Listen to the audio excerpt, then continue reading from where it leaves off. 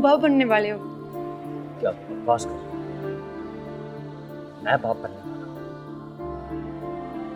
मेरी कोको में तो बच्चा है ना, वो पीरनी इसका गंदा खून नहीं है, वो तुम्हारी और मेरी मोहब्बत की निशानी है ज़हीर।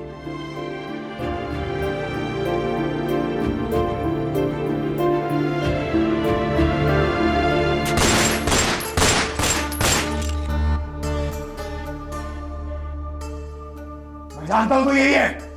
बाहर निकल, अंदर ही है। वो बैठा है, पकड़ इसको। हाँ? बता, क्या पूछता फिरना तुम लोगों से? किसमें इतनी जरूरत है जो मेरे खिलाफ बयान देगा? हाँ, बता। बोलता क्यों नहीं हम?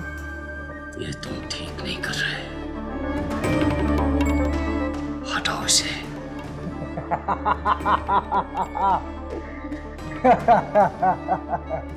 क्यों? हट गई? बाबा साईं ने तुझे अपने साथ क्या बिठा लिया? तू तो अपनी औकात ही भूल गया।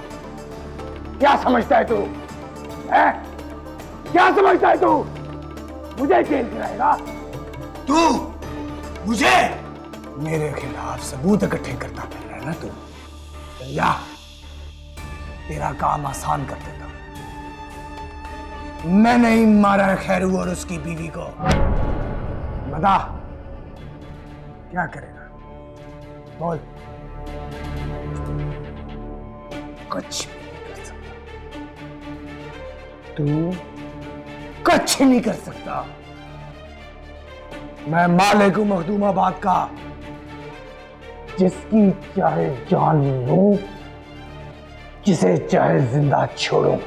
और तू मामा लगता है जो हर जगह अपना कैमरा लेके पहुंच जाता है।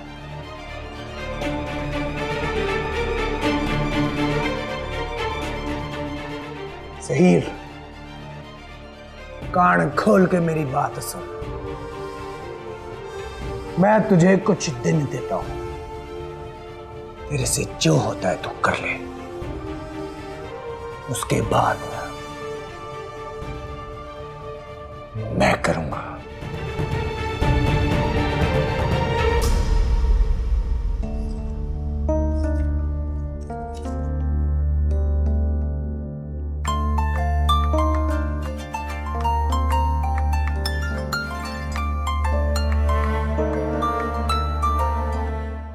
हेलो पापा, आज आप फिर भूल गए ना मेरी बर्थडे है।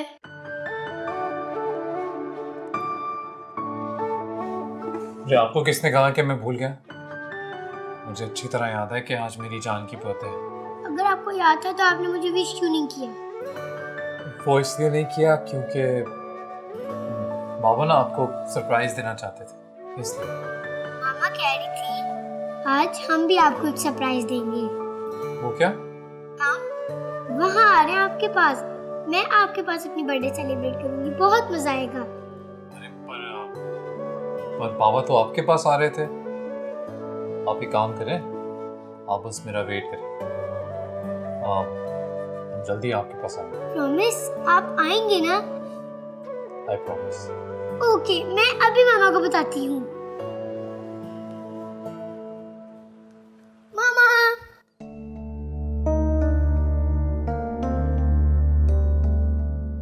जफर की यूनिवर्सिटी यहीं पास में है। मैंने उसे कह दिया कि कभी कभार आके तुमसे मिल लिया करे। ठीक है, अब तो खुश हो? जी दी। अच्छा सुनो, आज मरियम का बर्थडे है, तो हमने सोचा है कि उसके पापा के यहाँ जाके फार्म पे हम सेलिब्रेट करेंगे। तुम भी ज़रा शाम के लिए तैयार हो जाना। हाँ, कोई नया जोड़ा निकाल लेना। दी, आपका शुक्रिया, आप मेरा बहुत ख्याल रखती हैं। अभी जफरी भी कह के गया है कि मैं आपको परेशान ना करूं। तुम मुझे बेशक परेशान कर सकती हो, लेकिन खुद परेशान नहीं हुआ करो, खुश रहा करो। जी ठीक है। हे दी, मैं आप जैसी बन सकती हूँ? क्यों? मैं मेरे जैसा क्यों बनना? कैसी हो वैसी अच्छी हो। ना दी ना, मैं आप जैसी बनना चाहती हूँ, ताकि जब मैं गाँव जाऊँ ना तो मुझ जैसी सारी लड़कियों की मदद करो, किसी से ना डरो। अल्लाह ताला ने इंसान को बहुत ताकतवर बनाया। वो जो चाहे जैसा चाहे बन सकता है, बस उसके लिए अल्लाह पे भरोसा बहुत ज़रूरी है। बस दी, मैंने फैसला कर लिया, मैं आप जैसी ही बनूंगी। मामा, आपको पता है पापा कह रहे थे कि सबके साथ मेरी बर्थडे सेलिब्रेट करेंगे। अच्छा, यहाँ पर? ये तो बहुत अच्छी बात है। तो तुमने अपने दोस्तों को बताया? मुझे याद नहीं रहा। ओह, चलो क्या करो, तुम बिया के साथ जाओ, यहीं पास में तुम्हारी दोस्तें अहमद मिना रहती है ना, उनके घर जाके उनको इनवाइट करो। हाँ जी मामा, ये ठीक रहेगा। ठीक है, बिया को बोलो तुम्हारे साथ जाए। हाँ, मैं भी जाके।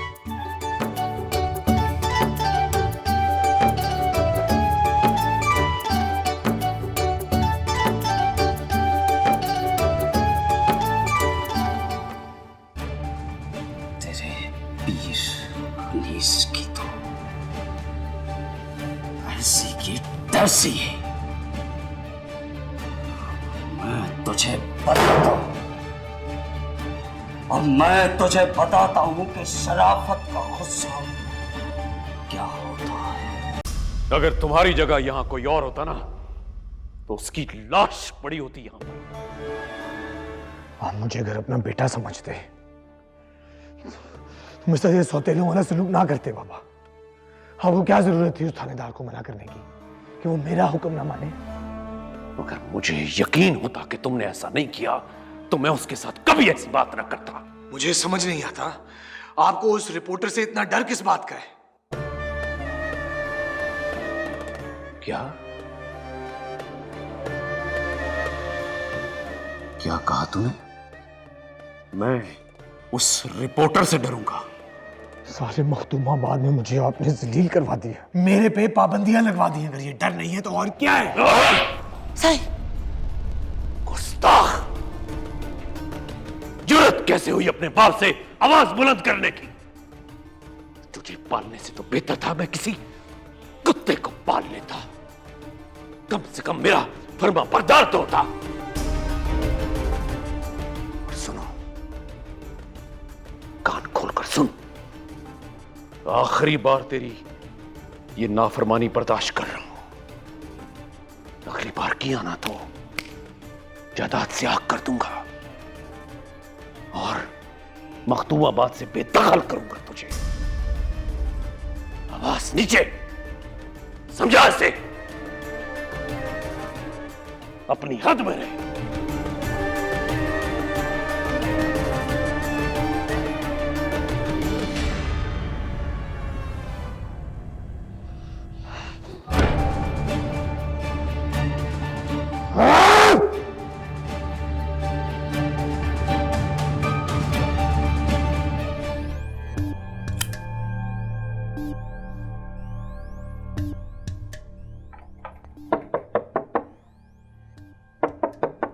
अरे क्या हो गया गुलाब चाचा?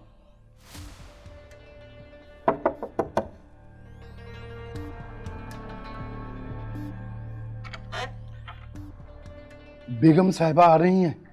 कब आ रही हैं? अब अभी अभी उनकी गाड़ी आई है, मैं उन्हें देखकर यहाँ दौड़ा आया हूँ। अरे रोके आप उन्हें। सुनो, अब नाम क्या था तुम्हारा? लाइबा सुफियान। तुम अभी के अभी उठो, जाना होगा तुम्हें। क्या हुआ? अरे उठो, जैकेट उठाओ अपनी। छोड़ो क्या हुआ बाद में बताऊंगा मैं। उठाओ जैकेट, उठाओ। हाँ जल्दी। वो फोन भी उठाओ अपना। हाँ चलो भाग के उस दरवाजे से जाओ। अरे उस दरवाजे से जाओ, उससे जाओ।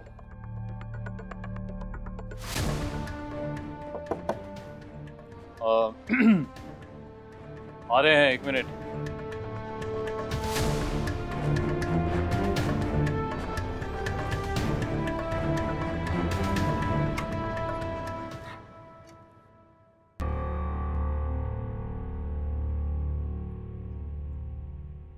तुम यहाँ इस वक्त? तुम्हें ऐसा नहीं करना चाहिए था सर। पर तुम्हें ऐसे यहाँ आना नहीं चाहिए था। मुझे लगता था कि तुम्हें मुझसे कोई शिकायत है, इसलिए तुम इस तरह मुझसे दूर रहते हो। लेकिन आज अपनी बेटी का बर्थडे ना अटेंड करके तुमने तो मुझे ये दिखा दिया कि तुम्हें उसकी भी खुशी की कोई परवाह नहीं। जानते हैं गलती हो गई हमसे, पर अब यूं वकीलों की तरह जिरा नहीं करो। बात पलटने की कोशिश मत करो। और तुम बात बढ़ाने की कोशिश ना करो। हम आने वाले थे, तैयार थे, वो ऐन वक्त पे कुछ खास मेहमान आ गए, उन्हें छोड़ कर आ नहीं पाए। बस अगर तुम्हारे दिल में अपनी बेटी की खुशी की जरा सी भी जगह होती ना, तो इन बिन बुलाए मेहमानों के लिए नहीं होती। वादा किया था तुमने उससे अशर, अपना वादा तो पूरा कर लेते तुम। अपने हक के लिए तुमसे लड़ना तो छोड़ दिया है मैंने, लेकिन अपनी बेटी के हक के लिए मैं लड़ूंगी। इतनी छोटी सी उम्र में उसे किसी भी किस्म की बेरूमी का शिकार होते हुए मैं नहीं देख सकती। तुम्हें ना बस लड़ना है। घर के बाहर तो मर्दों से लड़ती ही हो, अब घर के अंदर भी यही करना है तुम्हें। बस विलन बनाना है हमें। बुरे शौहर तो हम थे ही, अब बुरा बाप भी बना दो। मैं कैसे समझाऊं? अगर तुम्हें लगता है कि मैं मरियम के आगे तुम्हें विलन साबित करने की कोशिश कर रही हूं, तो तुम आके जरा मुझे गलत साबित कर दो, बन जाओ तुम उसके हीरो। लेकिन नहीं, क्या जवाब दूं मैं उसके सवालों का? हाँ, जब वो मुझसे पूछती है कि पापा हमारे साथ क्यों नहीं रहते, तो क्या बोलूं मैं उसे? दिनों तक आके हमसे मिलते नहीं है, तो क्या बोलूं मैं अपनी बेटी को?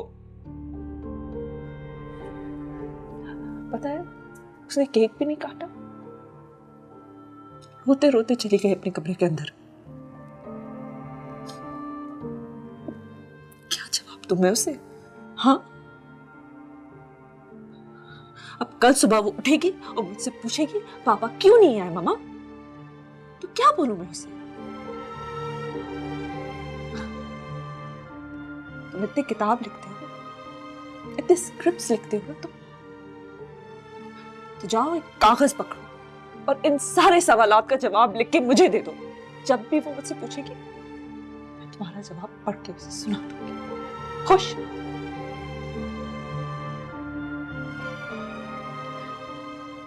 शर, कम से कम अपनी बेटी की खुशियां अपनी अन्ना की भेंट ना चढ़ाओ।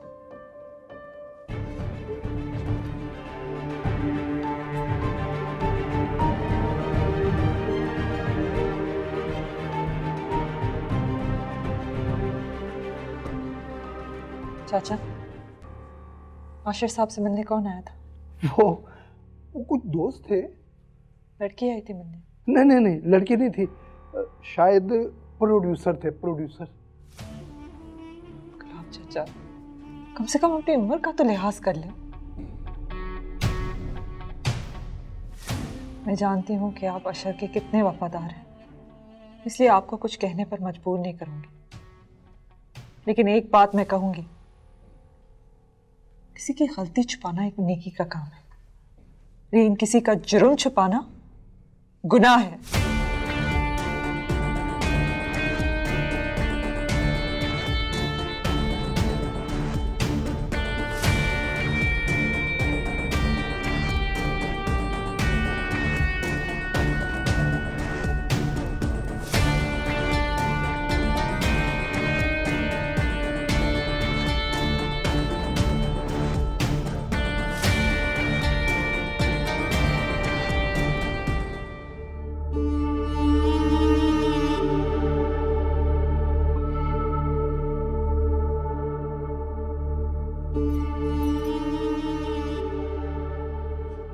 बस भी करें, इतना गुस्सा? एक तो पड़ी तुम्हारे चचा से ही, कौन सा आपकी जान निकाली? आप हैं कि अभी तक मुंह फुलाए बैठे। पहली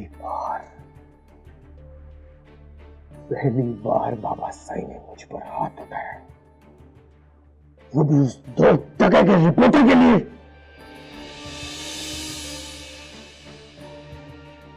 मैं ये बात बर्दाश्त नहीं करूंगा। बर्दाश्त करना आपकी मजबूरी है साईं। सुना नहीं था चचा साईं ने क्या कहा? अगर आपने उनकी नाफरमानी की तो वो आपको बेदखल कर दे।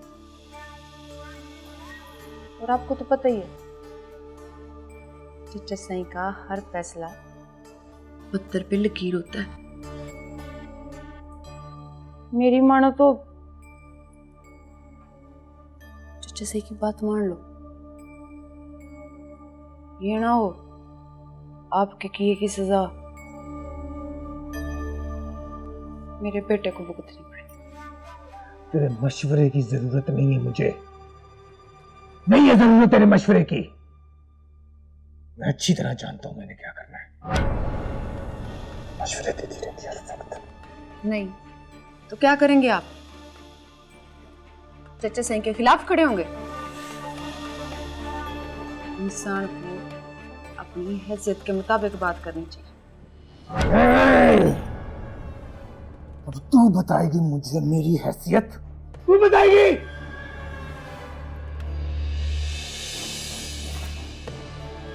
मैं कब बता रही हूँ? चचा सही ने बता तो दी आपको आपकी हैसियत कि जब तक गद्दी पर वो बैठे ना आपकी कोई हैसियत नहीं। इतनी सी तो बात है, यानी आपको क्यों समझ नहीं आ रही?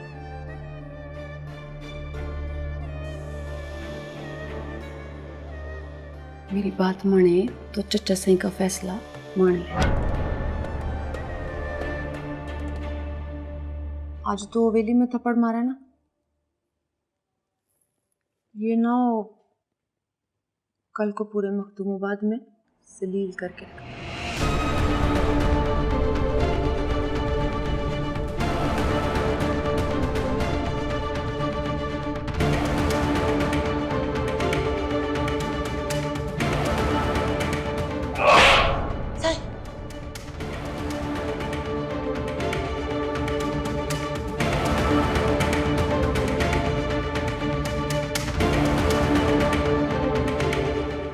जनाब, इतना लंबा सफर करके आप ऐन फजूल में यहाँ पे आए हैं, और ये बात तो आप मुझसे टेलीफोन पर भी पूछ सकते थे।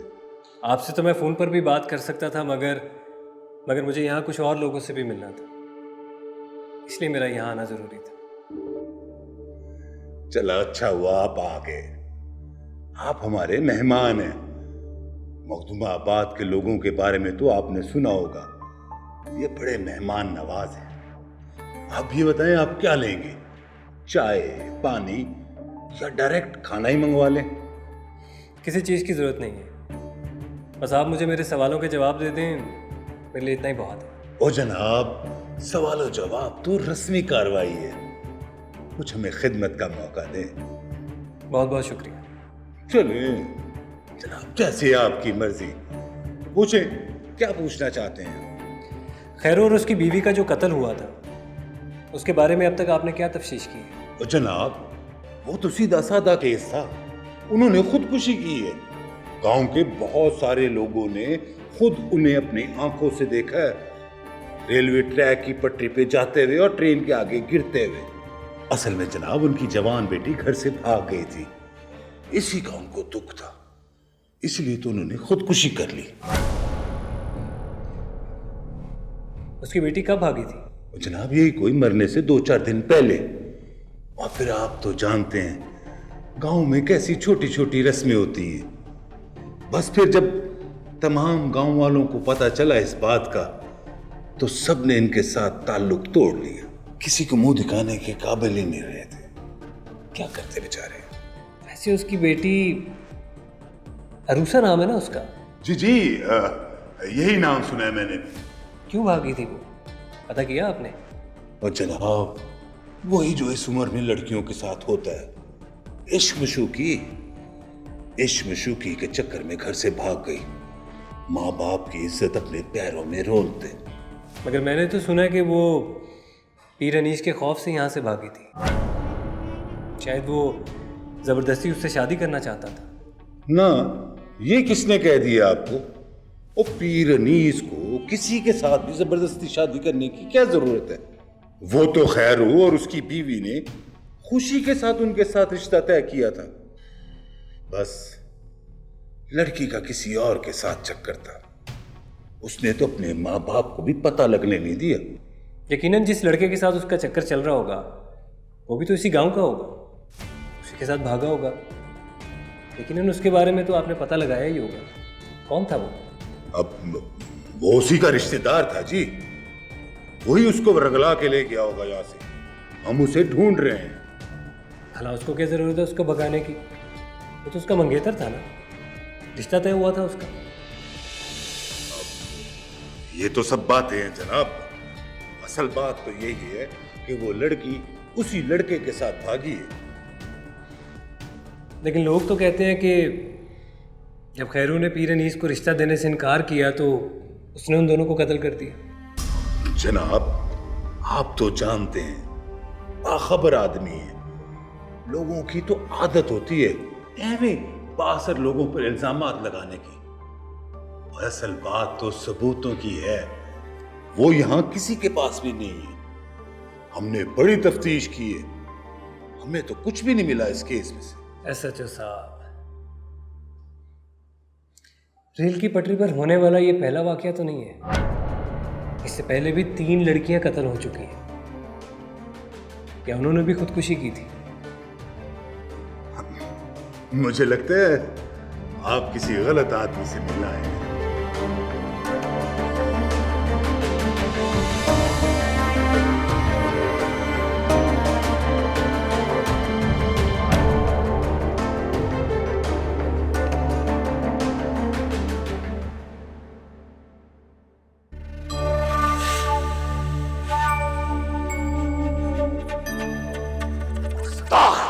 जुर्रत कैसे हुई अपने बाप से आवाज बुलंद करने?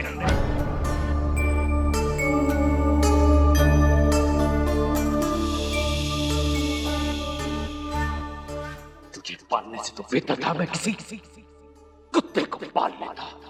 कम से कम मेरा फर्मा बरदार तो होता।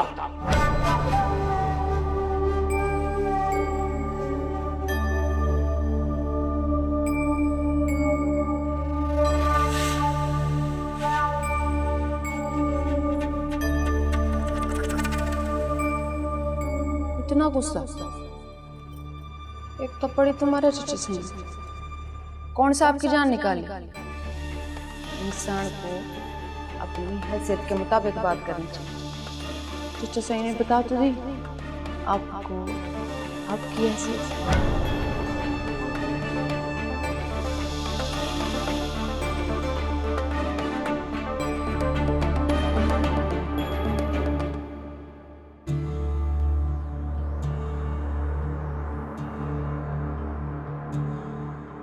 सलाम बाबू सिंह।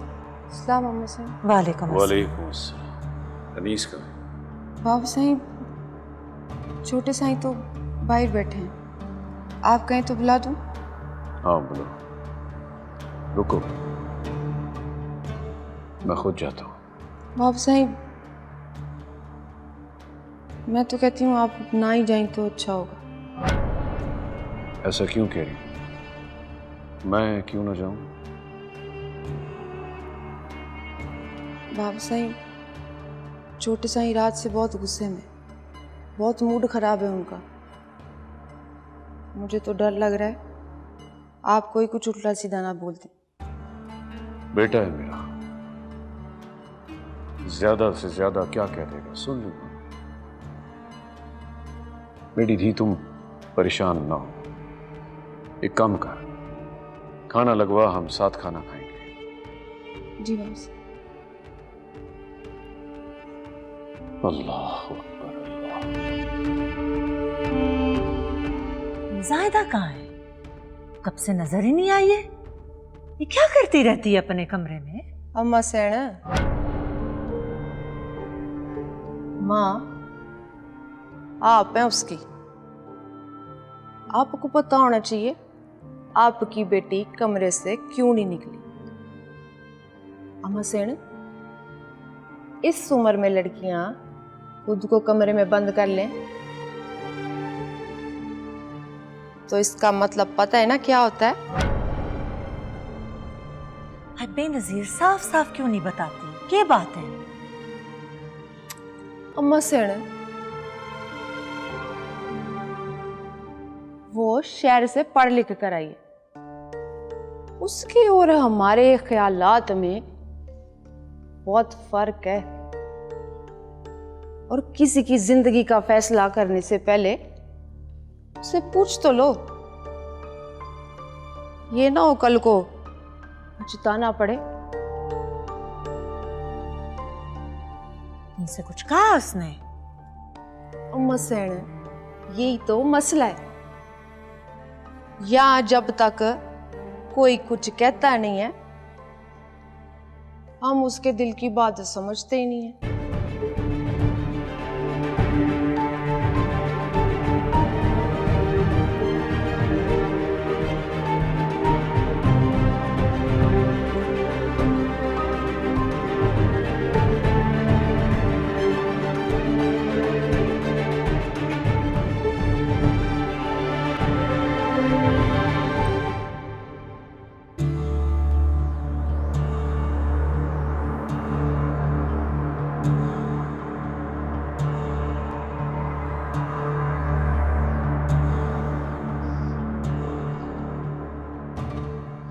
नाराज हो मुझसे?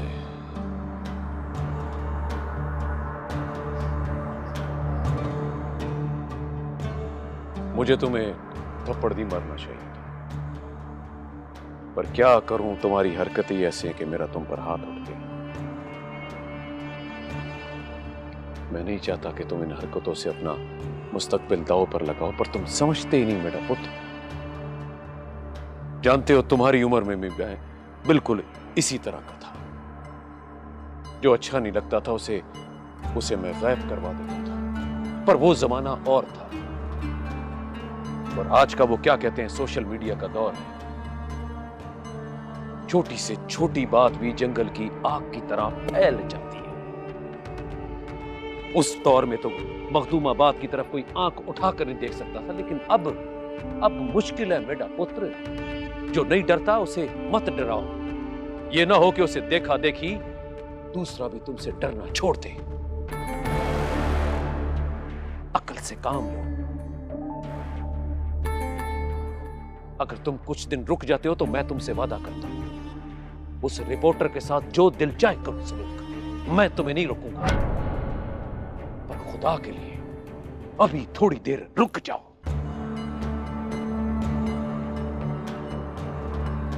चलो मेरा पुत्र, अपना मूड ठीक करो। शाम में तुम्हारी बहन जायदा का रिश्ता देखने मिनिस्टर साहब आ रहे हैं। हाँ मेरा पुत्र, उनको अच्छी तरह इस्तकबाल करो। और वैसे भी तुम्हारी पार्लियामेंट की सीट पक्की हो जाएगी। जा मेरा पुत्र, जा।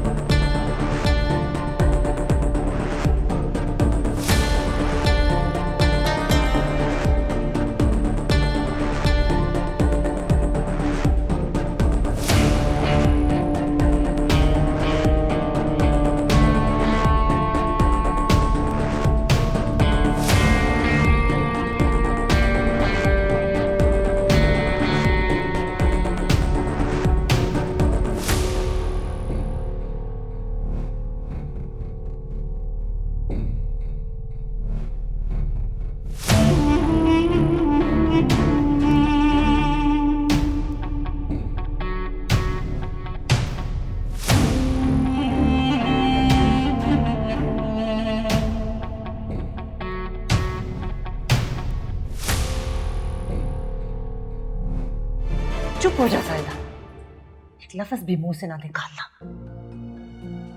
बाबा साई सुन लेंगे ना तुझे जिंदा दफन कर देंगे।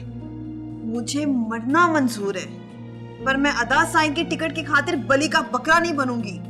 मैं ये शादी नहीं करूंगी और इसका मतलब है नहीं करूंगी। शादी नहीं करेगी? शादी नहीं करेगी तो क्या करेगी? क्या करेगी तू?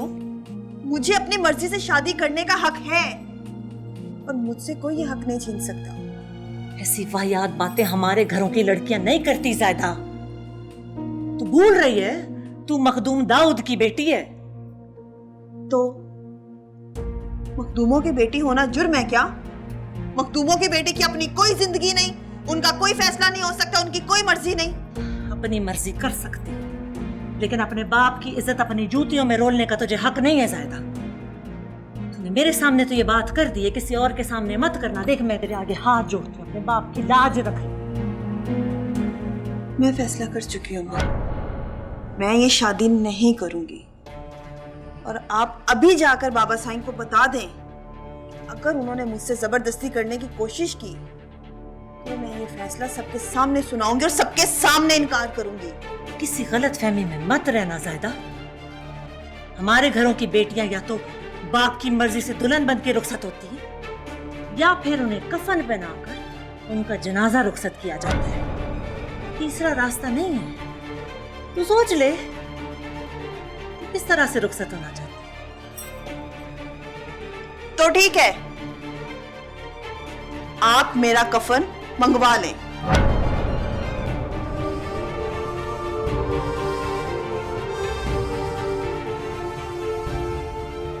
क्या फॉरेन फंडिंग कर रही थी? क्या आप पर लगाए गए इल्जाम दुरुस्त हैं? क्या बैरून एजेंडे पर काम कर रही हैं? मैडम आप कौन किस ममालिक से फंडिंग ले रही हैं? जवाब दें मैडम। सोशल वर्क की आड़ में किस बैरून एजेंडे पर काम कर रही हैं? मैडम आपको हमारे सवालात का जवाब देना पड़ेगा। इन बातों का तो जवाब वो लोग देंगे जिन्होंने ये इल्जामात लगाए हैं। मेरा काम तो पूरी कौम के सामने है। क्या मजलूम औरतों की मदद करना बैरूनी एजेंडा है? क्या बेअसर खवातीन को तहफ़्फ़ुज़ देना, क्या ये एक बैरूनी एजेंडा है? क्या बेकसूर खवातीन जो जेल की सलाखों के पीछे हैं, क्या उनको कानूनी इमदाद देना, क्या ये भी एक एजेंडा है? अगर ये एक एजेंडा है तो ठीक है, मैं बैरूनी एजेंडा के तहत काम कर रही हूँ, लेकिन कोई भी गवर्नमेंट मुझे ये काम करने से रोक नहीं सकती। क्या आप फॉरेन फंडिंग ले रही थी? कहाँ से आता है आपको इतना पैसा? हमारी फंडिंग और डोनेशंस जहाँ से भी आती हैं, इसका सारा रिकॉर्ड मुतल्लिका अदारों के पास है और हमारे पास भी है, और अगर ज़रूरत पड़ी तो मैं कोर्ट के सामने ज़रूर पेश करूँगा। अगर आप फॉरेन फंडिंग नहीं ले रही तो हुकूमत ने आप पर यह पाबंदी क्यों आई थी? ये तो हमारा भी सवाल है कि उनको क्या मसला है। क्या उनको इस पूरे मुल्क में और कोई मसाइल नज़र नहीं आते NGOs के अलावा? अगर उनको लगता है कि इन हथकंडियों से हम पीछे हट जाएंगे तो वो गलत सोच रहे हैं। हम और पुरअसर होकर काम करेंगे। अब प्लीज़ ये मेरा ऑफिस है, सिक्योरिटी प्लीज़ प्लीज़।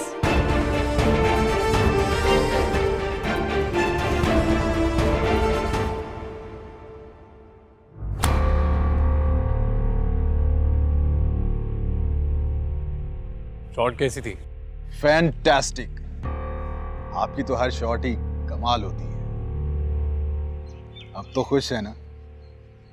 किस बात की खुशी? जैसा आप चाह रही थी वैसा ही तो हो रहा है। अब तो आपको खुश होना चाहिए। मैं ऐसा क्यों लगा कि जो हो रहा है हम चाहते हैं वैसा हो? मजबूरन करना पड़ रहा है ये सब। मजबूरन? क्या मतलब? कुछ समझा नहीं। तुम समझ भी नहीं सकते। 2 + 2 4 वाले लोगों को ये बातें कम ही समझ आती है। मेरा ख्याल है आपके इवेंट का टाइम हो रहा है। हो तो रहा है। ठीक है, मैं फिर चलता हूँ। फिर मिलते हैं। Thank you.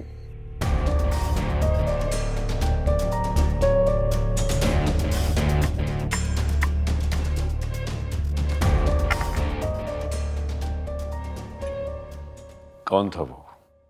सही शहर से आया था। वहां किसी बड़ी एनजीओ से अपना ताल्लुक जाहिर कर रहा था। साईं, सुना है वो यहाँ रिपोर्टर से भी मिला है। गुस्ताखी माफ साईं, मुझे तो लगता है रिपोर्टर ने फोन करके उसे यहाँ बुलाया है। चलो ठीक है, देख लूंगा मैं उसे। ठीक है साईं, आप माई बाप हैं। मैं अब चलता हूँ, इजाजत। रुको,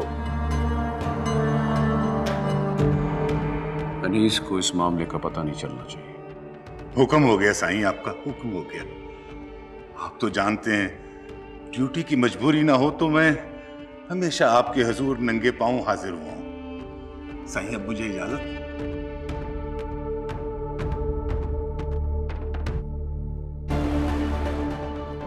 अल्लाह अल्लाह ला इलाहा इल्लल्लाह सुभान अल्लाह अस्तगफिरुल्लाह।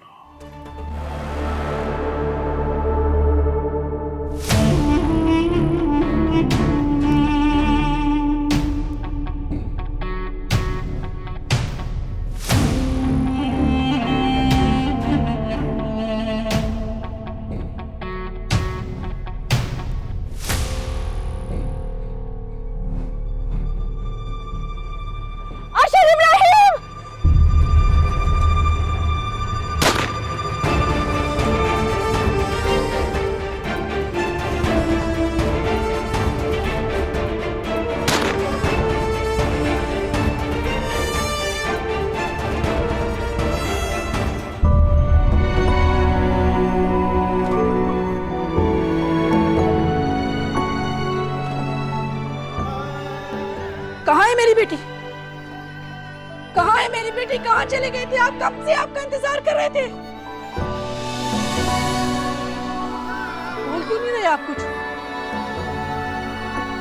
तुम लोग ना सारा सामान बांध लो, अब हम लोग यहाँ नहीं रहेंगे। कहाँ रहेंगे हम? कहाँ जाएंगे? कहीं भी चले जाएंगे, बस यहाँ नहीं रहेंगे। यहाँ ना लोगों की नजरों का सामना नहीं कर सकता। हर शख्स मुझ पे सवालों के तीर बरसा रहा है। देखो ना, देखो मैं कितना जख्मी हूँ। कैसी बातें कर रहे हैं आप? तबीयत आपकी ठीक नहीं लग रही, पानी लेके आओ। आपकी तबीयत मुझे ठीक नहीं लग रही, आप ठीक है? तबीयत? क्या हुआ मेरी तबीयत को? क्यों ऐसी बहकी बहकी बातें कर रहे हैं आप? अब्बा पानी। तुम जिंदा हो?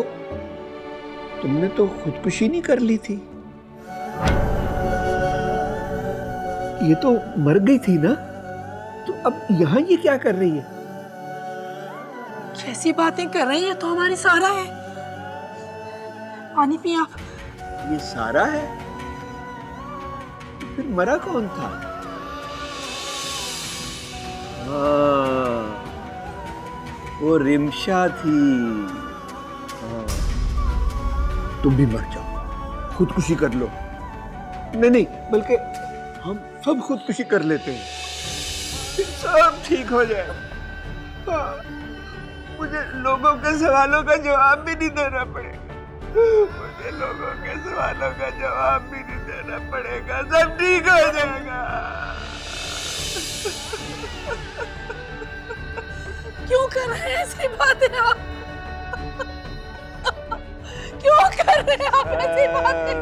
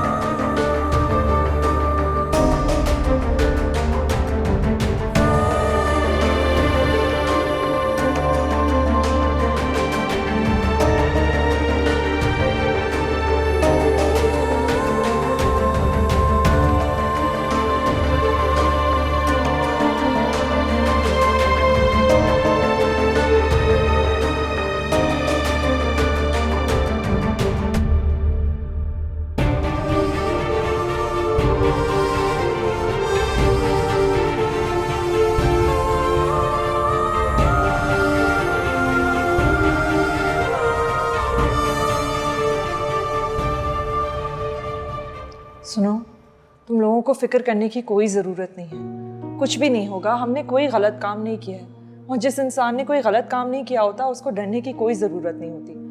हम बिल्कुल वैसे ही अपना काम जारी रखेंगे जैसे हम करते आ रहे हैं। आज तक इस मुल्क में कोई ऐसा कानून नहीं बना जो हमें जुल्म के खिलाफ या हक की बात करने से रोक सके। इसलिए प्लीज़ तुम लोग अपना मोरल हाई रखो। मगर मैडम, गवर्नमेंट ऐसे बिला वजह एनजीओ पर कैसे पाबंदी लगा सकती है? क्या वो किसी को जवाबदेह नहीं है? मैडम, गवर्नमेंट के हिस्से का काम हम कर रहे हैं। जो काम हुकूमत को करने चाहिए वो हम कर रहे हैं। बजाय इसके हमें अप्रिशिएट किया जाए, हम पे इल्ज़ाम लगाना कहाँ का इंसाफ है? लेकिन सारा, हमें तो किसी की शाबाशी नहीं चाहिए ना। हम ये काम इसलिए करते हैं क्योंकि ये सही है, ये हमारा फ़र्ज़ है। और ये भी याद रखो कि हमेशा रुकावटें उन्हीं लोगों के सामने आती हैं जो सही राह पर होते हैं। ठीक है ना?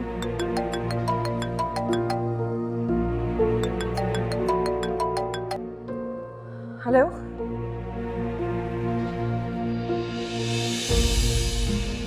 क्या? मैडम क्या हुआ? शाबू यार, एक कप चाय का तो बना। जनाब अभी लाया, बैठे पहले कोई गपशप तो लगा लें। आजा आजा। सुना है यहाँ कोई बहुत बड़े वजीर साहब आ रहे हैं मखदूमाबाद में। हाँ यार, आ तो रहे। इस बारे में कुछ पता है तो बता।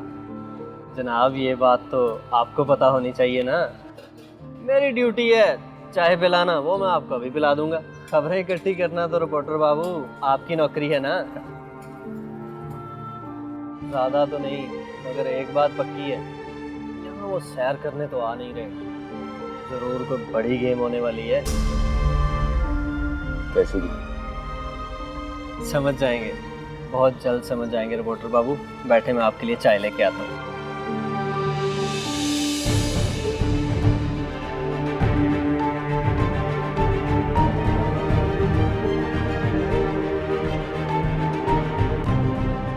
अहम खबर आपको दें, मारूफ शायर और अदीब अशर इब्राहिम कातिलाना हमले में शदीद जख्मी हो गए हैं। और इत्तलात के मुताबिक अशर इब्राहिम एक प्राइवेट कॉलेज की सालाना तकरीब से खिताब कर रहे थे और जैसे ही बाहर निकले नामालूम अफराद ने उन्हें फायरिंग करके ज़ख्मी कर दिया है और उन्हें ज़ख्मी हालत में इस वक्त हस्पताल मुंतकिल किया जा रहा है। तो खबर यह है कि मारूफ शायर और अदीब अशर इब्राहिम कातिलाना हमले में शदीद जख्मी हो गए हैं। इत्तलात के मुताबिक अशर इब्राहिम एक प्राइवेट कॉलेज की सालाना तकरीब से खिताब करके जैसे ही बाहर निकले नामालूम अफराद ने उन्हें फायर करके जख्मी कर दिया है और उन्हें जख्मी हालत में इस वक्त हॉस्पिटल में मुंतकिल किया जा रहा है। अहम खबर आपको दें, मारूफ शायर और अदीब अशर इब्राहिम कातिलाना हमले में शदीद जख्मी हो गए हैं। इत्तलात के मुताबिक अशर इब्राहिम एक प्राइवेट कॉलेज की सालाना तकरीब से खिताब करके जैसे ही बाहर निकले नामालूम अफराद उन्हें फायरिंग करके जख्मी कर दिया है और उन्हें जख्मी हालत में इस वक्त अस्पताल मुंतकिल किया जा रहा है।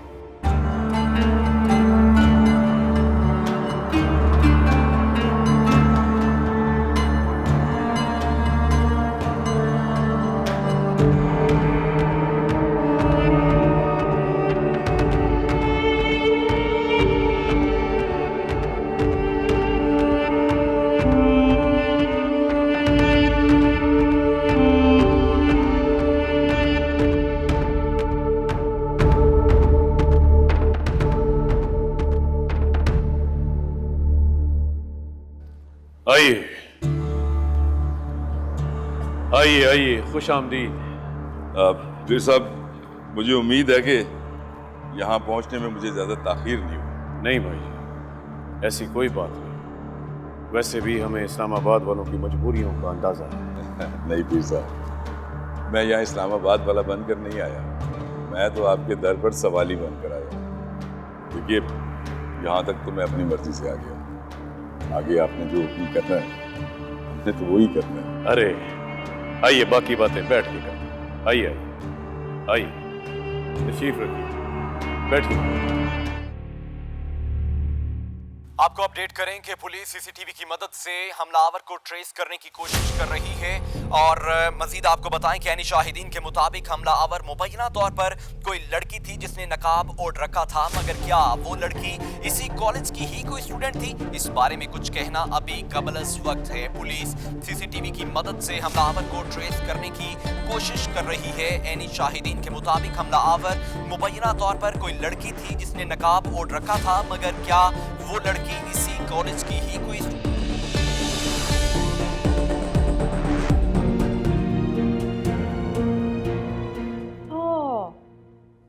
तुम अभी तक तैयार नहीं हुई?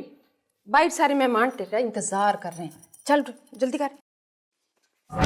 मुझे नहीं होना तैयार, ना ही मुझे कोई शादी करनी है। अब इन बातों का वक्त नहीं है ज़्यादा।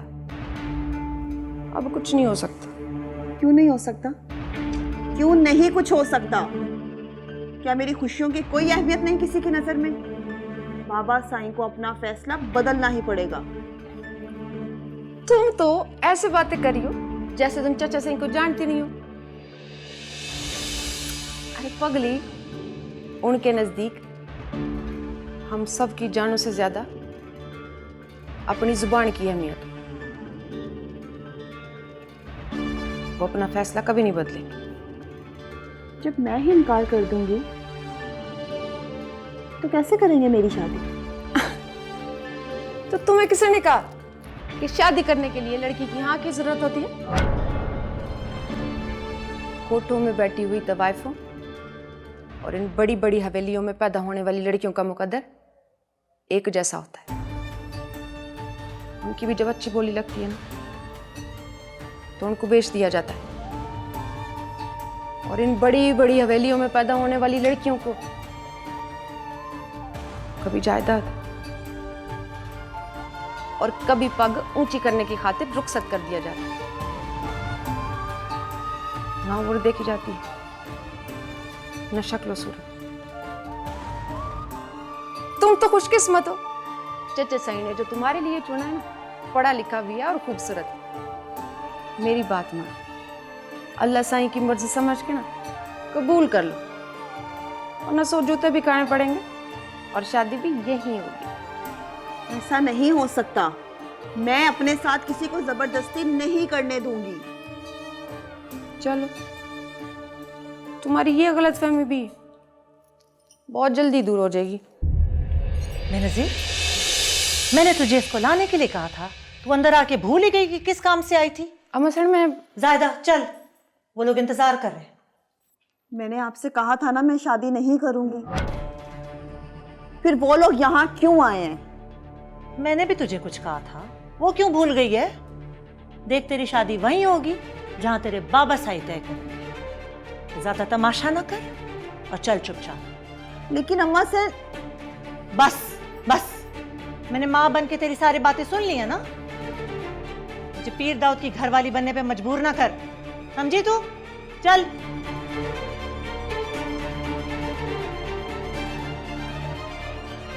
मैंने तुम्हें समझाया था ज़ायदा, अगर यहाँ शादी नहीं करनी ना तो भाग जाओ। उस वक्त तुमने हिम्मत नहीं की,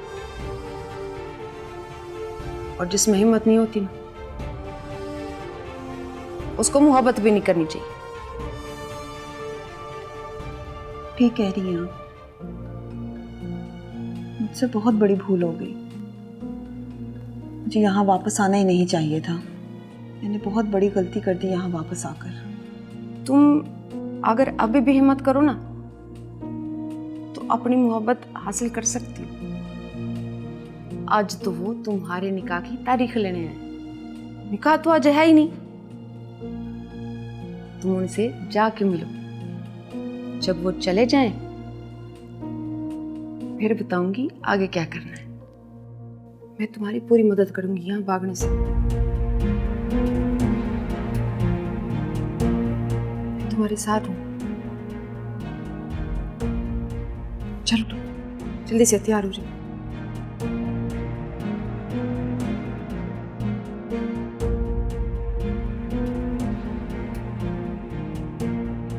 पक्का मेरी मदद करोगे ना?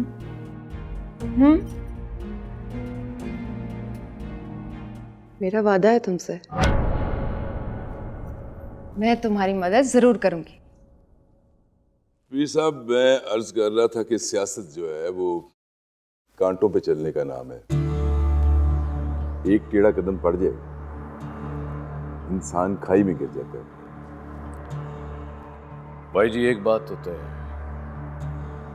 एक बार आप गिर जाएं तो फिर दूसरा आपको उठने नहीं देता। जी सही फरमा रहे हो आप। सियासत में आपकी पार्टी के लोग आपके दुश्मन बन जाते हैं और वो इसी इंतजार में होते हैं कि कब आप गिरें, क्योंकि जब आप गिरते हैं तो उन्हें उठने का मौका मिलता है।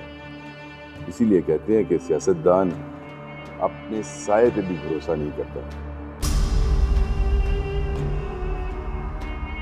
अपने अंकल की बातें सुन रहे हो? जी बाबा। सीखो कुछ इनसे। इन्होंने अपने छोटे से गांव से आगे बढ़कर मुल्क की सियासत में बड़ा नाम पैदा किया। ऐसी मिसालें कहीं मिलती नहीं। हमने तो जो कुछ करना था कर लिया, अब इन बच्चों की बारी है। ख्वाहिश तो यही है कि हमारे बच्चे 2-4 कदम हमसे आगे बढ़ जाएं। भाई जी, हम बड़े हाथ मिलाएंगे तो बच्चे आगे बढ़ेंगे। फिर साहब, हाथ बढ़ाने के लिए तो मखदूमाबाद आए हैं। देखिए, कल जब ये खबर ब्रेक होगी कि पीर साहब और भरवाना में रिश्तेदारी हो गई है, तो बड़े बड़े ईवानों में भौचाल आ जाएगा। बड़ी बड़ी सियासी शख्सियात और उनकी कुर्सियां खतरे में पड़ जाएंगी। आप जानते हैं अच्छी तरह कि मखदूमाबाद और उसकी सीट मेरे बड़े भाई पीर शफकत की वजह से अपने हाथ से निकल गई, वरना यहाँ तो मैं बगैर मुकाबला ही जीत जाता। किसी की जरूरत नहीं होती थी कि वो हमारे सामने खड़ा हो। इन्हीं खानदानी झगड़ों की वजह से हम पिछले 2 इलेक्शन लड़े नहीं। भाई जी, इस बार मैं ऐसा नहीं चाहता। इस बार चाहता हूं कि सीट हमारे पास रहे। मेरे लिए नहीं, मेरे बेटे के लिए। मेरे इल्म में ये सीट हमेशा आपके खानदान के पास रही है और आइंदा भी आपके खानदान के पास ही रहेगी। खानदान के पास नहीं भाई जी, सिर्फ हमारे पास।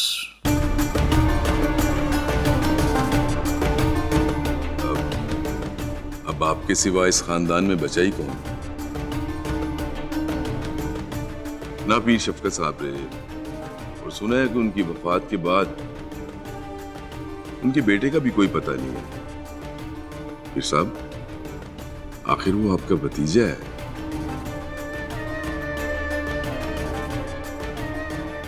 आपको उसे ढूंढना तो चाहिए था।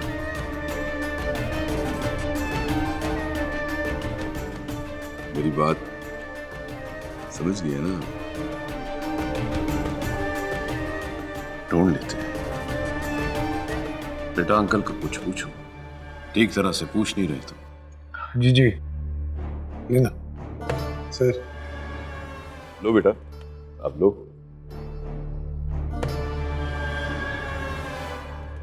नहीं बस बेटा, मैंने चाय पी है, आप रखिए। अल्लाह अकबर।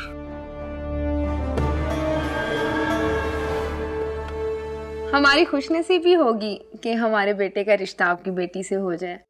वैसे कहाँ है आपकी बेटी? उसे बुलाए तो सही। जी, आजा। आओ तो। वालेकुम अस्सलाम, कैसी हो बेटा? आओ आओ, मेरे पास बैठो। आओ। माशाल्लाह, बहुत प्यारी है। जितना मैंने सुना था उससे भी ज्यादा प्यारी है आपकी बेटी। माशाल्लाह। बेटा, आपकी अम्मी बता रही थी कि आप मेडिकल में पढ़ रही थी, तो आपने अपनी स्टडी दरमियान में क्यों छोड़ दी? वो असल में इनके बाबा साईं इनसे बहुत मोहब्बत करते हैं, दूर नहीं रह सकते, तो बड़ी लाडली है उनकी। वो तो इसे देखकर ही लग रहा है। माशाल्लाह से बहुत प्यारी और सुलझी हुई है आपकी बेटी। माशाल्लाह। अब चाय लेंगी ना आप?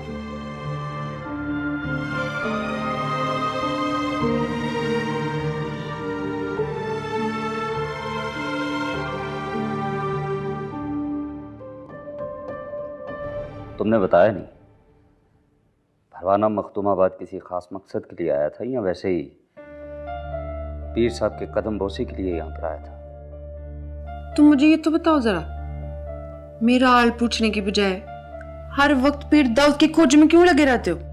जानते हो ना, माँ बनने वाली हूँ मैं। कभी मेरा हाल भी पूछ लिया करो। कहीं बोल तो नहीं गए कि बच्चा? नहीं, कुछ नहीं भूला। और वैसे भी बार बार ये बताना जरूरी नहीं। छोटी छोटी बातों पर नाराज क्यों हो जाते हो? अच्छा पूछो, क्या पूछ रहे थे? ये मिनिस्टर यहाँ पे क्यों आया था? चाचा सही ने अपनी बेटी का रिश्ता तय कर दिया मिनिस्टर के बेटे के साथ। अगले हफ्ते निकाह है दोनों का। अच्छा, ये तो बड़ी खुशी की खबर है। हाँ, खबर तो बड़ी है, लेकिन इस खबर के पीछे जो असल खबर है ना, वो ज्यादा बड़ी है। चाचा साईं परवाना के साथ मिलके कोई बड़ा खेल खेलने वाले हैं। किस खेल की बात कर रही हो तुम? चाचा साईं को कच्चे खिलाड़ी तो है नहीं, जो अपने पत्ते सबको दिखा दे। ये तो वक्त ही बताएगा, मगर सच ये है कि बात कुछ और है। रिश्ता ही करना होता तो खानदान में क्या कम लड़के थे? अच्छा बताओ ना, क्या चल क्या रहा है उनके दिमाग में? चाचा साईं अपने मंसूबों की खबर अपने बेटे को ना लगने दे। मैं तो फिर पाऊं। खैर, एक बात तो तय है कि उनके ये मंसूबे कामयाब नहीं होंगे। क्या क्या मतलब? मतलब ये कि जिस रिश्ते की बुनियाद पर वो अपनी सियासी इमारत खड़ी करना चाह रहे हैं ना, जब वो बुनियाद ही नहीं रहेगी तो इमारत कैसे खड़ी होगी? मैं कुछ समझा नहीं। जल्दी समझ जाओगे, थोड़ा सा इंतजार कर लो, फिर सबसे पहले तुम्हें बताऊंगी, क्योंकि तुम्हारी मदद के बगैर मैं अपने मंसूबे में कैसे कामयाब हो सकती हूँ।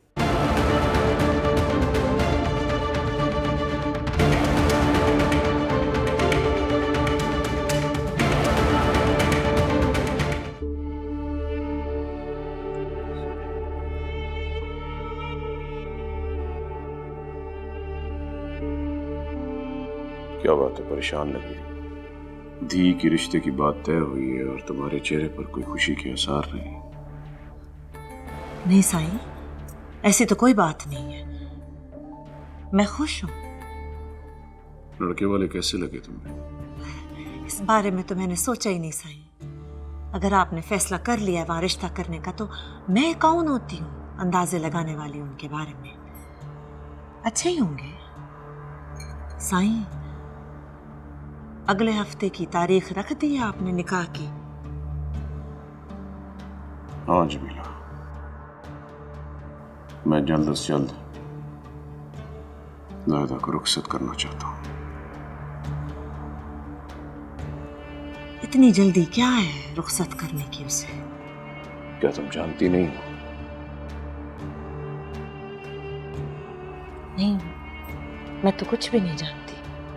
आप क्या कहना चाहते हैं? मैंने सब पता लगवा लिया है। अनीस की कही हुई एक एक बात सच्ची है। यूनिवर्सिटी जाना तो बस एक बहाना है, असल में तुम उस लड़के के साथ मुलाकातें कर रही है।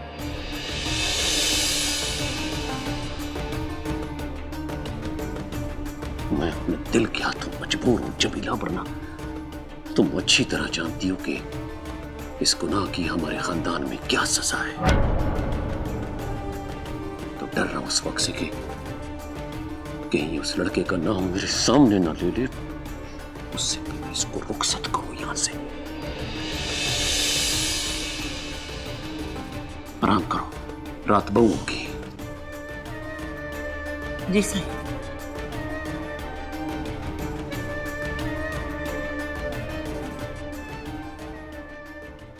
अल्लाह अकबर, अल्लाह अकबर, अल्लाह ला इलाहा इल्लल्लाह।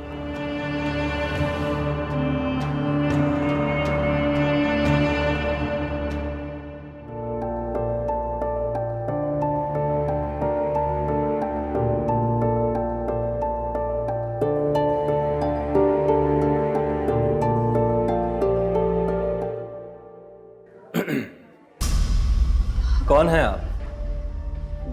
वो मेरी अम्मी भी ना इसी हॉस्पिटल में एडमिट हैं। मुझे पता चला कि अशर इब्राहिम भी यहीं पर हैं।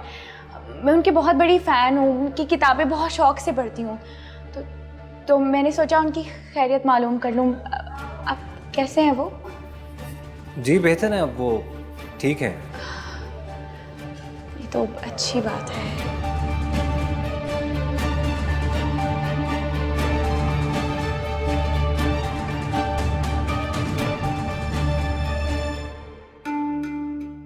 बाबा साईं, बाबा साईं। लगता है मेरी धी मेरा इंतजार कर रही थी। जी बाबा साईं, मैं कब से आपका इंतजार कर रही हूँ। मुझे आपसे बहुत जरूरी बात करनी है बाबा साईं। तुम्हारे बाबा साईं को भी जाना है, बाहर लोग इंतजार कर रहे हैं। तुम अपने कमरे में जाओ, जब वापस आएंगे तब बात कर लें। नहीं अम्मा सैन, तब तक बहुत देर हो जाएगी। मुझे अभी मेरी बात करनी समझ है। में नहीं आ रही तुम्हें ज़ायदा? जाओ अपने कमरे में। बाबा साईं प्लीज मेरी बात सुन ले बाबा साईं। 1 minute Jamila, 1 minute. मुझे नहीं होना तैयार, ना ही मुझे कोई शादी करनी है। चाचा साईं, आपका बुरा वक्त शुरू होने वाला है। जिस तरह आपने एक एक करके मुझसे मेरे अपने छीने ना, मैं भी आपसे सब छीनूंगी। आपके पास आपका बेटा रहेगा ना बेटे, मगर मेरा वादा है आपसे, आपको नहीं मरने दूंगी। आपको आपकी बर्बादी देखने के लिए जिंदा रहना पड़ेगा। पीर शफकत की बेटी अपने बाप की मौत का बदला जरूर लेगी आपसे। हाँ मेरी थी, आजा। क्या बात करनी है अपने बाबा साईं से? वो बाबा साईं, मैं ये शादी नहीं करना चाहती।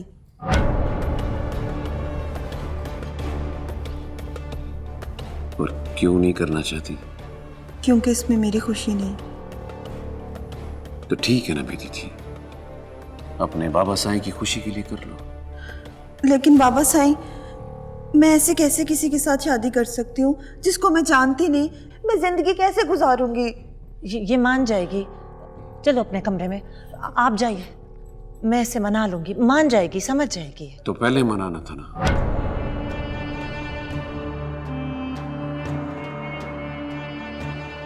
ताकि बात मुझ तक पहुंचती नहीं। अब इसने मेरे सामने बात कर ही दी है तो मुझे फैसला भी तो करना होगा। तुम एक काम करो बेटा, उस लड़के को यहां बुला लो।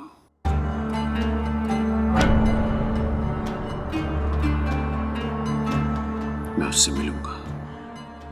आप सच कह रहे हैं बाबा साईं? मेरी थी, मुझे दुनिया की हर चीज से ज्यादा तेरी खुशी अजीज है। तू बुला उसको। I love you बाबा साईं। मुझे पता था आप मुझे कभी इनकार कर ही नहीं सकते।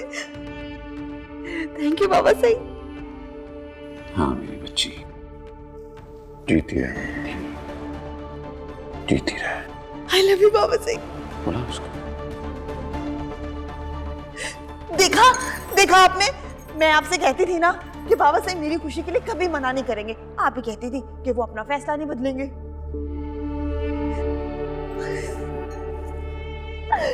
बाबा साईं मान गए।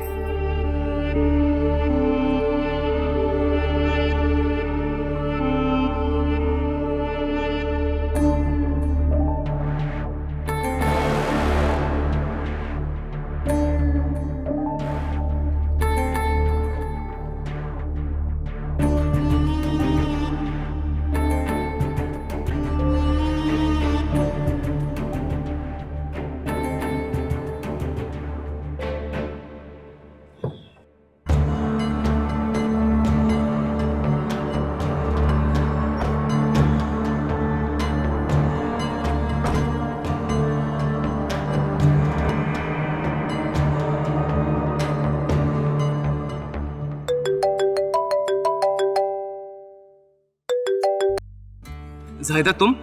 शुक्र है तुम्हारी कॉल। तुम्हें पता है मैं कितना परेशान था। कैसी हो तुम? मैं बिल्कुल ठीक हूँ। माजिद मैं तुम्हें बता नहीं सकती मैं कितनी खुश हूँ। मैं बहुत बहुत बहुत खुश हूँ। बाबा से तुमसे मिलना चाहते हैं, बस अब तुम जल्दी से मखदूमाबाद आ जाओ। क्या इसका मतलब है कि तुमने बाबा साईं से बात कर ली और वो मान गए? हाँ, वो मान गए।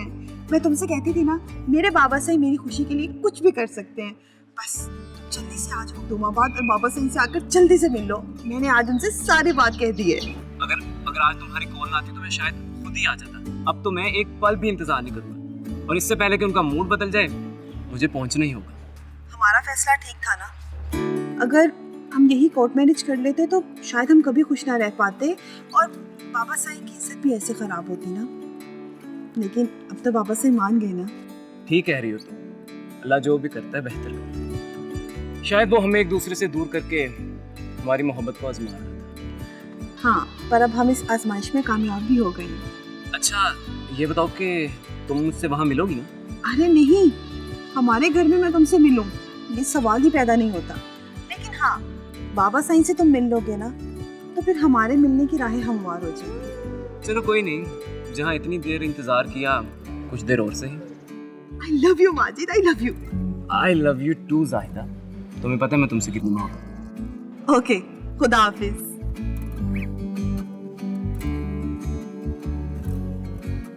उस यूनिवर्सिटी वाले लड़के की तस्वीर भेजो मुझे, और सुनो, उसके एक एक पल की रिपोर्ट चाहिए मुझे।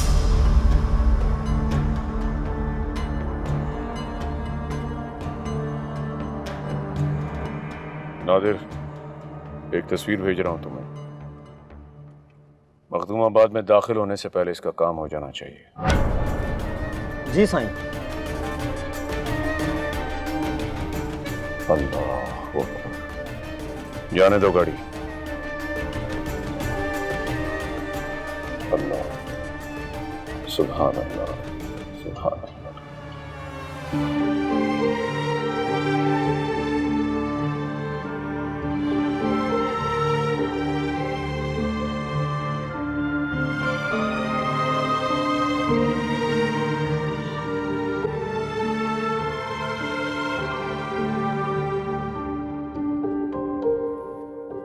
अशर इब्राहिम साहब, कैसा महसूस कर रहे हैं आप? मेरी आवाज सुन रहे हैं ना? अशर साहब। मोहिन, लगता है होश आ गया इनको।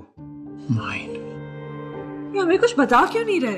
अगर अशर ठीक हो गए तो फिर हमें मिलने क्यों नहीं दे रहे उनसे? डॉक्टर्स ने कहा था कि जब तक उन्हें होश नहीं आ जाता इनसे मिलने की इजाजत नहीं है। तो होश कब आएगा? मुझे तो कुछ समझ ही नहीं आ रहा। डॉक्टर्स आ रहे हैं, जा रहे हैं, कोई कुछ बता नहीं रहा। मुझे डर लग रहा है कि लोग हमसे कुछ छुपा रहे हैं। अल्लाह सब ठीक कर देगा, बस आप परेशान ना हो। डॉक्टर साहब, कब आएगा अशर को होश? मुबारक हो आपको, उनको होश आ गया। अल्लाह का शुक्र है। उनकी हालत काफी सीरियस थी, मगर अल्लाह का शुक्र है कि अब वो काफी स्टेबल है। बेहोशी की हालत में भी वो आपको बुला रहे हैं। मैं जा सकती हूँ उनके पास? जी जरूर, मगर अभी नहीं। उन्हें दूसरे रूम में शिफ्ट कर दे तो तब आप मिल लीजिएगा।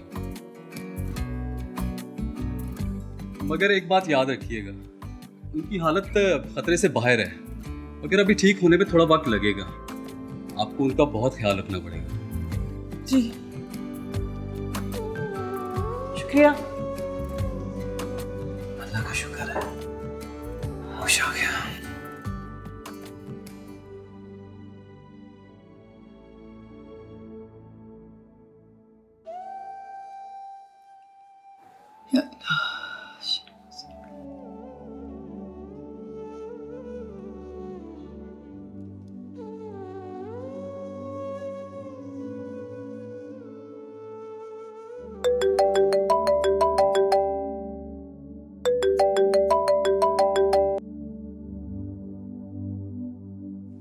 हेलो,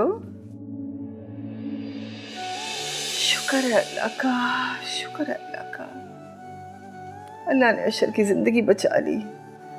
माहीन, मैं बेटा सारी रात से जा नमाज पे बैठी अशर के लिए दुआ कर रही थी। अल्लाह ने दुआएं सुन ली बेटा। अब डॉक्टर कब उसको हॉस्पिटल से रिलीज करेंगे? अच्छा अच्छा, चलो कोई नहीं। देखो माहीन, अल्लाह ने मेहरबानी की है, करम कर दिया उसने बेटा। तुमने रात को भी कुछ नहीं खाया था, सुबह नाश्ते के बगैर चली गई बेटा। कुछ थोड़ा सा खा लो अब। ठीक है, अल्लाह हाफिज। शुक्र है अल्लाह, शुक्र। पिया, दी की परेशानी खत्म हो गई है। अल्लाह ने हम पे मेहरबानी कर दी बेटा, हमारी परेशानी दूर हो गई है। अल्लाह तेरा शुक्र है। मैं रात भर दुआएं कर रही थी। अरूसा, तू बेटा अल्लाह के बड़े करीब है, मासूम है तू बहुत, इसीलिए ना बेटा अल्लाह ने तेरी दुआएं कबूल कर ली। दिया, आपको पता है अल्लाह मियाँ ने मेरी दुआएं तो कबूल की हैं। मैं रात भर दुआएं कर रही थी। अशर साहब को ना मेरी दुआओं की वजह से ही जिंदगी मिली है, और मैं तो अब भी दुआ करती हूँ, या अल्लाह अशर साहब और मैडम साहिबा को ना लंबी जिंदगी अता फरमाना, उन्हें हमेशा खुश रखना। आमीन। मैं जरा शुक्राने की तस्बीह पढ़ लूं।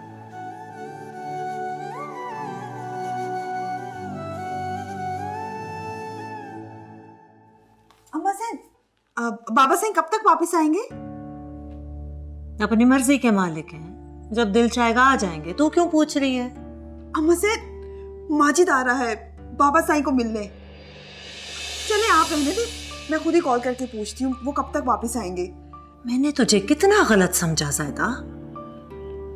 मेरा ख्याल था तू बहुत समझदार है, पढ़ी लिखी है, शहर में रहकर आई है, लेकिन मेरा अंदाजा तो तेरे बारे में बिल्कुल गलत निकला। तू तो निरी बेवकूफ है। जिस घर में पैदा हुई है उसके रीत रिवाज नहीं जानती तू, तो फिर किस बात की समझदार है तू? क्या बेवकूफ़ी की है मैंने? बाबा साईं के सामने अपनी खुशी रखी है, ये बेवकूफ़ी है। और अगर बाबा साईं के सामने खुशी ना रखती तो किसके सामने रखती? वैसे भी जिन्होंने मेरी ज़िंदगी का फैसला करना है उन्हें इतना तो पता हो कि मेरी खुशी किस चीज़ में है और मैं किस बात में खुश हूँ। अम्मा सेन, आप तो मुझे मना करती थी ना बाबा साईं से बात करने के लिए, पर देखें सब ठीक हो गया ना? कुछ भी ठीक नहीं हुआ, कुछ भी नहीं। आप कहना क्या चाहती हैं? मैं दीदी, अभी भी वक्त है। उस लड़के को मना कर दे कि यहाँ ना आए। तू अपने बाबा साईं को नहीं जानती। अगर वो लड़का यहाँ आ गया तो जिंदा वापस नहीं जाएगा।